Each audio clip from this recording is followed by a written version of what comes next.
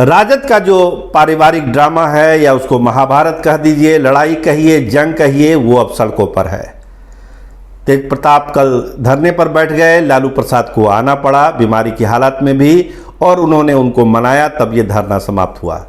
तो ये कहानी कहती क्या है, क्या हो रहा है राजद के अंदर?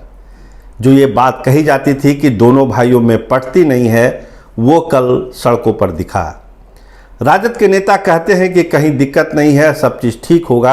ये बात पिछले साल भर से कही जा रही है, या कहिए कि जब से चुनाव खत्म हुआ 2020 का, उसके बाद से कही जा रही है कि परिवार में झगड़ा नहीं है, दोनों भाई एक हैं, मिला लिया जाएगा। लेकिन कल जो हुआ पटना की सड़कों पर, तेज प्रताप जिस तरह से धरना पर बैठे, लालू प्रसाद और राबड़ी देवी को आना पड़ा, जिस तरह से तेज प्रताप को राबड़ी आवास में एंट्री नहीं मिली, ये कहानी कहती है कि सब कुछ ठीक नहीं है। अब इसमें कोई सफाई की जरूरत किसी को देने की नहीं है।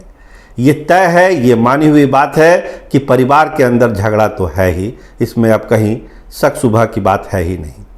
तो आखिर ये हुआ क्यों, और ये क्यों हो रहा है, और इसका समाधान क्या है? देखिए, जो लड़ाई है वो आप जानते हैं सत्ता में भागीदारी की थी, पार्टी में भागीदारी की थी, जिसमें तेज प्रताप अपने आप को अकेला महसूस करते हैं। तेज प्रताप का बार बार कहना है कि पार्टी के अंदर उनकी चलनी चाहिए। तेजस्वी सीएम बने, उसमें कहीं कोई दिक्कत तेज प्रताप को कभी नहीं था। वो बार बार इसका बयान भी देते थे कि वो अर्जुन है, उसको सीएम बनना है।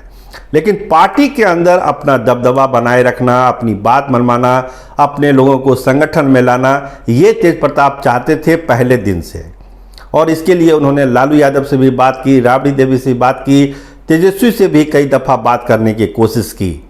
लेकिन एक आरोप फ्रेम करते हैं तेज प्रताप की, तेजस्वी के इर्द गिर्द, खासकर संजय यादव हरियाणवी लड़के की बात करते हैं कि वो एक ऐसा घेरा बना के रखा है जिसमें वो अपनी कह कह ही नहीं पाते। और यहाँ तक कि एक बार उन्होंने लालू यादव को बंधक बनाने तक की बात कह डाली। तो ये सारी कहानी चल रही थी। लेकिन कल जब लालू प्रसाद पटना आए, और जिस तरह से एयरपोर्ट से लेकर राबड़ी आवास तक का नज़ारा था, उसमें साफ दिख रहा था कि तेज प्रताप और तेजस्वी के रास्ते अलग अलग हैं। एंट्री नहीं हुई, धरना हुआ, देर रात लालू प्रसाद आए, तब ये धरना खत्म हुआ। शर्त रखी गई कि जब तक जगदानंद सिंह राजद में रहेंगे, तब तक आरजेडी से मेरा कोई सरोकार नहीं रहेगा। तेज प्रताप ने यह ऐलान कर दिया। आज की कहानी भी कुछ यही है। तेज प्रताप गुस्से में है, किसी की बात मानने के लिए वो तैयार नहीं है।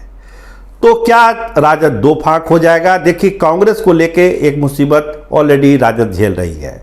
गठबंधन को लेके जो बात हो रही थी, कल लालू यादव का जो बयान आया, उसके बाद कांग्रेस के नेता और तेवर में हैं कि अब ये कहानी ख़त्म करिए। पप्पू यादव परसों एआईसीसी की कार्यालय गए थे दिल्ली में, बहुत सारी बातें हुई। कहा जा रहा है कि एक समीकरण बनाने की कोशिश है।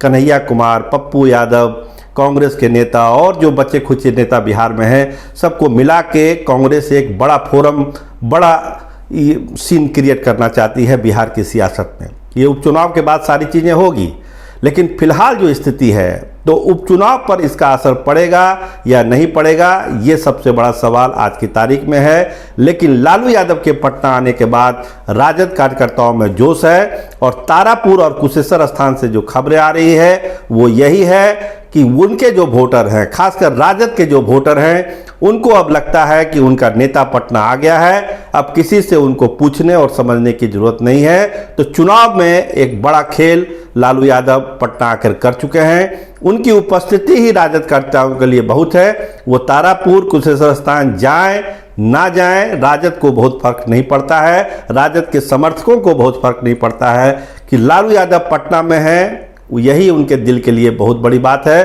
तो इसका असर बाई इलेक्शन में पड़ेगा। देखिए, आज नीतीश कुमार और तेजस्वी यादव दोनों तूफानी दौरे पर हैं, कुशेश्वर स्थान और तारापुर के। लेकिन राजद के अंदर की जो सियासत पटना में काफ़ी तेज़ी से बदल रही है। शाम तक इसमें बहुत सारे अपडेट हो सकते हैं, हम आपको इसके बारे में बताते रहेंगे। कैमरामैन रामनंदन के साथ मैं सरोज सिंह, धन्यवाद, नमस्कार।